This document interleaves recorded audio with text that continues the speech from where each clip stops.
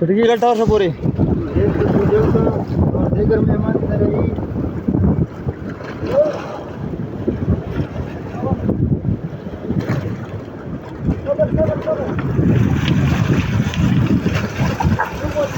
जो पूरा छुटकी दादा तुम पूरा था